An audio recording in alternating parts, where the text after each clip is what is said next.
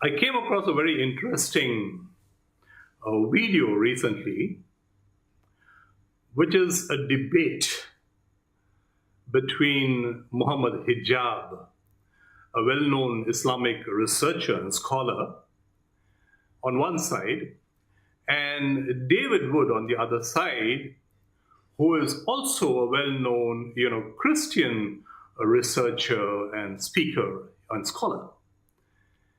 And the topic was about Trinity. We Catholics believe in the Trinity, three persons in one God. And these two people were there as amazing scholars, trying to discuss on this, debate on this, and prove each other wrong. So, here is my simple thoughts on them, my review, if you wish. But first off, let me say that this is actually the first video that I've seen of Mohammed Hijab. I've seen several of the other Islamic scholars, but this, for some reason, is the first one I've seen of his. And I must say that I am mighty impressed. It was an amazing debate from his side. I'm very impressed, not only with his knowledge of the Islamic scripture, but also of the Catholic Bible, where he was so fluently, mentioning and quoting several parts from our own scriptures, the chapters, the verses, and so on. Hats off to you, my friend. I'm very, very impressed. Yeah. And David Wood, of course, I've seen several of his videos. I must say that I'm a great fan of his. Both of you did a great job. My compliments indeed. All right. Now, moving on a little bit, from the point of my actual review, the Mohammed Hijab mentions at the very start of the talk, actually, where he says that, he's literally being tough on David Wood. That's literally his words. He says, because he finds David Wood mocking at Islamic, speakers, so to say, and so on. Yeah. And I totally agree with Mohammed Hijab on that point, my thoughts, my views, my religious beliefs, my sentiments are mine, and there's no reason I should hurt yours. So I fully agree with you, even though I'm from the religion of David Wood, I fully agree with you, Mohammed Hijab, that, there's no reason to mock at the other person or the other person's religions and so on. However, in the same context, Mohammed Hijab goes on to mention that Jesus Christ disappeared, after he disappeared after his crucifixion. Well, that is also mockery, my friend. You are mocking at the beliefs, the sentiments of Catholics who believe that Jesus did not disappear after his crucifixion and death. He rose again and he ascended into heaven. As a scholar of religion, if you wish, yes, there is a time when the word disappeared is used quite often, which is between his 13th, 14th year up to his 30th year. There are some theories on that, and a lot of researchers are still working on that as to where exactly was Jesus between his age of 13, 14 to age 30, yeah?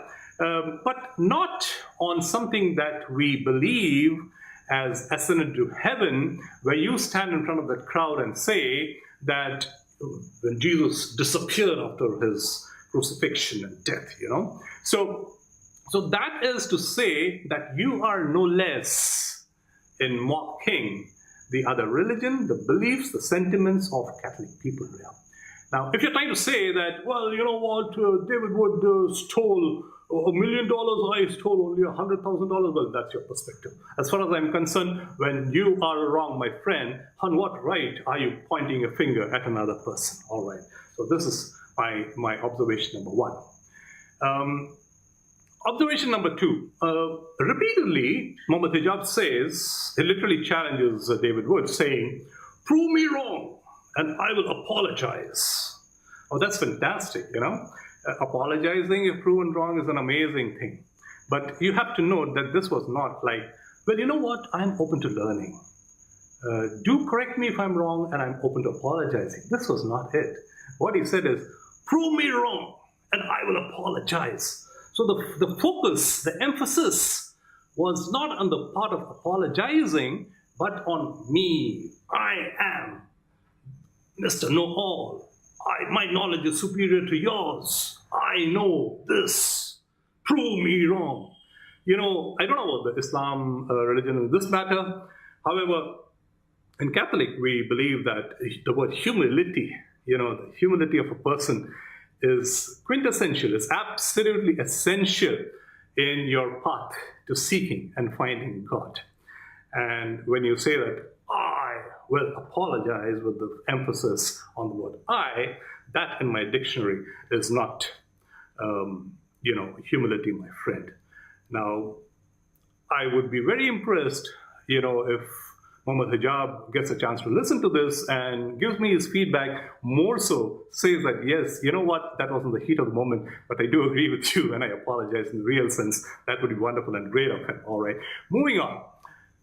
The biggest thing that disappointed me in this whole debate is the fact that was such a long debate, a couple of hours with so many people sitting and listening, and these two great scholars in their own rights talking, but on the topic of what?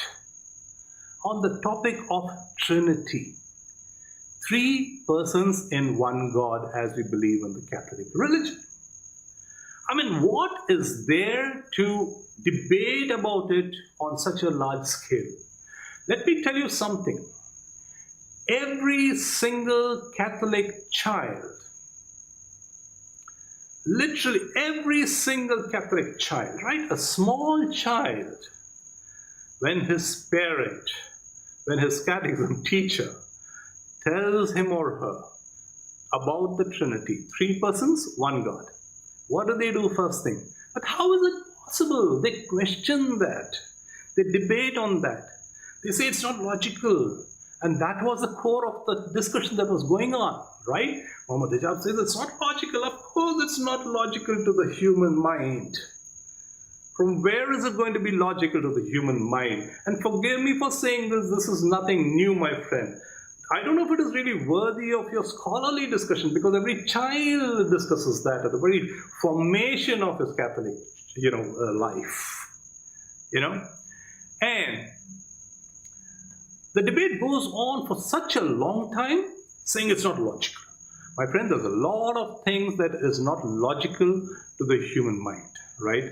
Till today, people have not found a logical explanation as to how the trillions of cells in your body die every 90 days, new ones are created, and trillions of data, information stored, is passed on from the dying cells to the new ones, passed on, and that's a process which is baffling everybody. How is it possible?